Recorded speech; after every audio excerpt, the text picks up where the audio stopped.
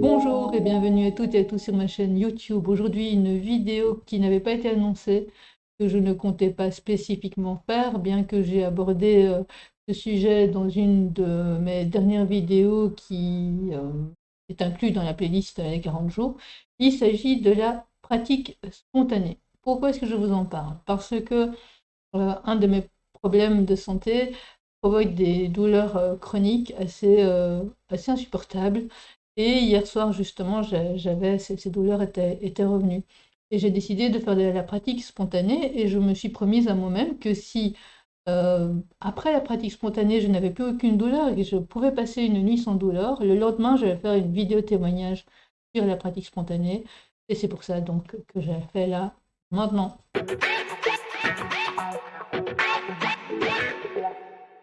Eh bien, pour une amie, cette pratique a été enseignée par des maîtres chinois.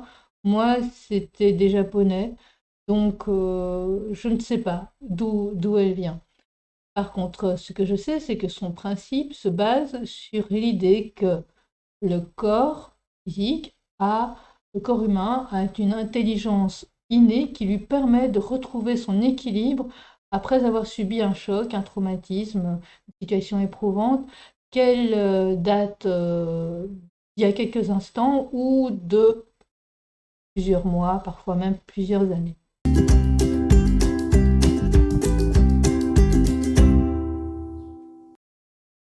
Pour les personnes qui ont besoin un peu de faire des liens avec des approches plus scientifiques, eh bien, peut-être qu'il y a un lien possible avec la somatic experiencing qui a été créée par Peter Levine, je ne sais pas comment on prononce son nom, et qui a écrit un excellent bouquin d'ailleurs que j'ai acheté récemment parce que je le trouve très intéressant, qui s'appelle Guérir par-delà les mots, comment le corps dissipe le traumatisme et restaure le bien-être. Bon, ici, il ne s'agit pas de la somatic experiencing, mais de la pratique spontanée. Néanmoins, pour les personnes qui s'intéressent, il y a des liens possibles à faire avec tout ça.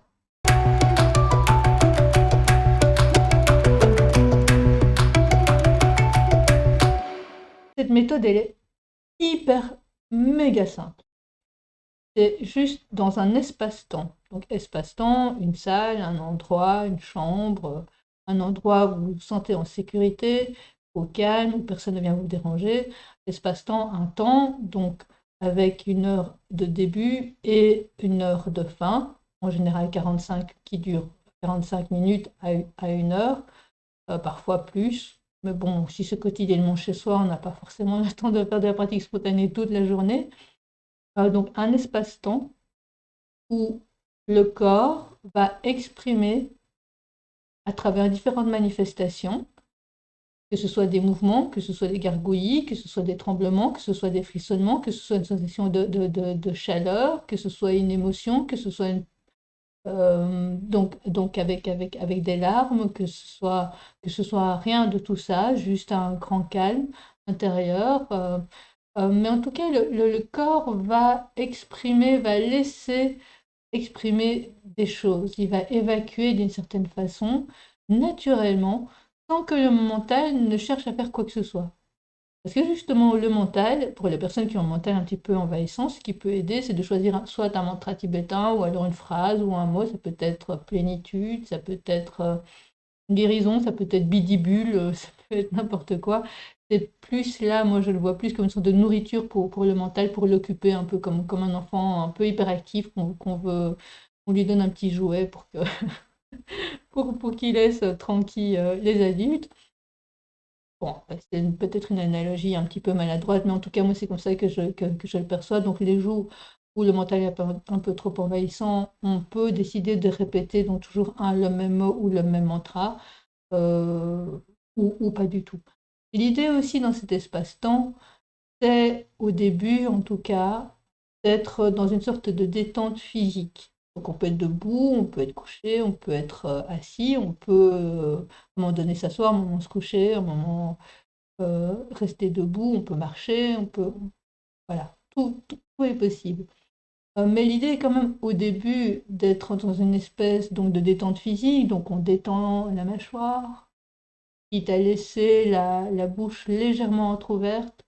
On peut même décider, pour certaines personnes à qui ça parle, de déposer la langue contre le palais, donc pas contre les dents, mais juste un peu avant, contre le palais, pour les personnes à qui ça parle vraiment.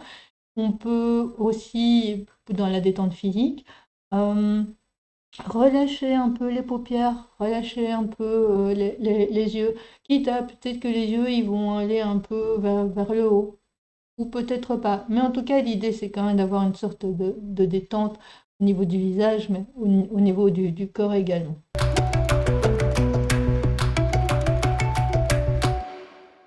Dans cet espace-temps, on ne cherche rien. On ne cherche à rien obtenir. On ne cherche pas à performer. On ne cherche pas à être beau.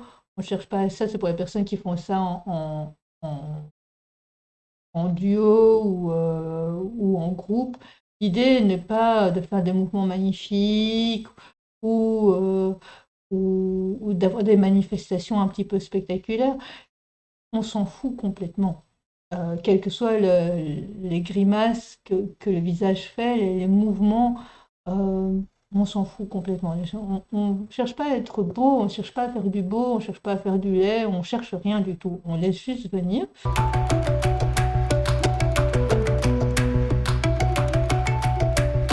Et les émotions qui arrivent, parce que c'est normal qu'il y en ait à un moment donné, on les laisse la ressentir jusqu'au bout, sans la juger, jamais. Dans cet espace-temps, le jugement est interdit. Donc, c'est vraiment juste se laisser ressentir en toute sincérité et ne pas laisser le mental chercher à comprendre, oui, mais c'est parce que... Non, à ce moment-là, on peut juste dire au mental, observe, observe. Voilà. Il y a des personnes qui, peut-être, auront besoin de parler des émotions qui sont advenues pendant cette pratique spontanée-là, parce que ça parle d'un traumatisme, ça évoque un traumatisme et qu'il est nécessaire à ce moment-là, dans le cadre d'une thérapie, que ce soit entendu par un thérapeute, que ça puisse être guéri dans une relation thérapeutique. Mais il n'y a pas une nécessité absolument à avoir prévu une séance avec le thérapeute après une séance de pratique spontanée. Il y a des personnes qui font ça juste comme une sorte d'hygiène. Comme on prend sa douche, comme on se lave les dents tous les jours, eh bien, c'est la même chose, c'est la pratique spontanée qui font ça tous les jours pour maintenir un bon équilibre et un bon équilibre tout court.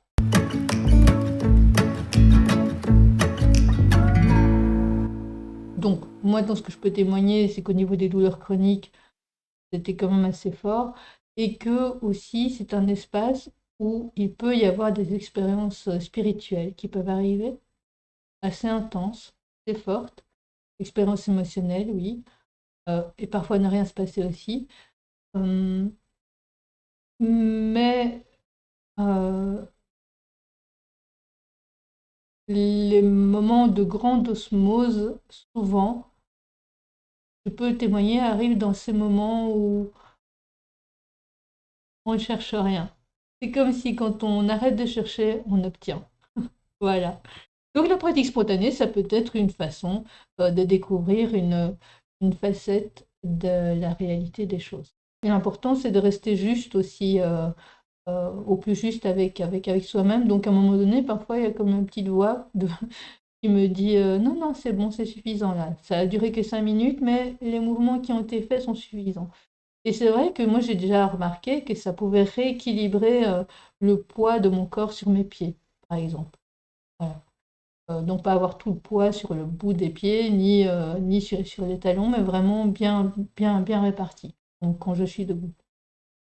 Oui, j'avais oublié de dire, et ça me semblait quand même important à témoigner, qu'après une séance de pratique spontanée, où tout à l'heure j'ai parlé des grimaces un peu bizarres, comme ça, que fait spontanément le visage pendant une séance de pratique spontanée, eh bien c'est après une séance comme ça que j'ai obtenu le même résultat que celui que j'ai vécu après 3 séances chez un kiné maxillofacial, chez qui j'ai dû aller pour des raisons de santé.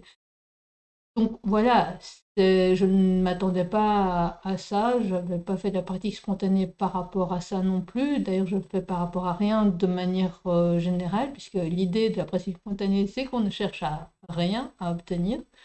On laisse juste venir. Cela dit, évidemment, naturellement, et lorsque face à tout problème de santé, il faut d'abord aller voir son médecin généraliste qui nous dirige vers le bon médecin spécialiste. Donc toutes ces pratiques-là, un peu alternatives, moi je les fais toujours en complément de traitements qui peuvent être indiqués, qui sont, quand il y en a, par des médecins, un personnel soignant, quoi. Donc voilà. Qu'est-ce que je peux encore dire sur cette pratique spontanée? J'ai parlé de l'espace-temps, j'ai parlé du principe, j'ai parlé de ce qui peut arriver, le fait qu'il ne faut pas chercher à ce qu'il arrive absolument quelque chose, parce que de toute façon, il adviendra toujours quelque chose, d'une manière ou d'une autre. Et ça, une séance de pratique spontanée n'est jamais exactement similaire à une séance précédente, ni exactement similaire à celle d'une autre personne. Et c'est normal, c'est juste, c'est personnel, c'est vraiment là où le corps en est. Est-ce qu'il y a quelque chose que j'aurais oublié de dire et qui concerne quand même des conditions sine qua non pour que ça se passe bien? Oui, dans un endroit où on ne serait pas dérangé. Évidemment, pas de smartphone qui vient vous interrompre. Faire ça 45 minutes à 1 heure, mais bon, si vous sentez que c'est mieux un peu plus court, eh bien vous faites un petit peu plus court. Un espace-temps où le jugement est interdit, un espace-temps où tout peut advenir. Quelle autre condition? Est-ce qu'il y a une autre condition importante pour que ça se passe bien pour vous? Je pense que j'ai quand même tout dit, hein. Je pense que vraiment, oui, l'importance de si jamais, selon l'histoire de vie que vous avez vécue, il y a des choses qui surviennent après, pendant une séance de pratique spontanée, ne pas hésiter. Si le besoin est là, si la nécessité s'en fait sentir, du coup de l'intégrer dans un travail thérapeutique ou d'initier du coup un travail thérapeutique pour se faire aider, ou accompagner en tout cas. Oui, eh bien, je pense vraiment avoir tout dit, là, aujourd'hui, maintenant. Donc, pour les personnes qui vont partir à la découverte de la pratique spontanée chez eux, ou peut-être trouver un groupe de chez vous, je ne sais pas. Je vous souhaite en tout cas une belle exploration de cette autre forme de spontanéité qui existe en chaque être humain et qui est là et qui peut s'exprimer pour le plus grand bien du corps humain et de l'être.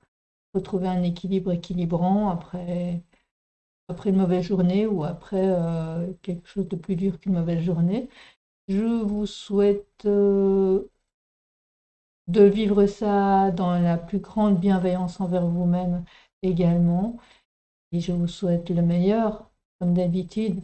Prenez bien soin de vous également et peut-être dans un mois maximum si tout va bien. À bientôt. Au revoir.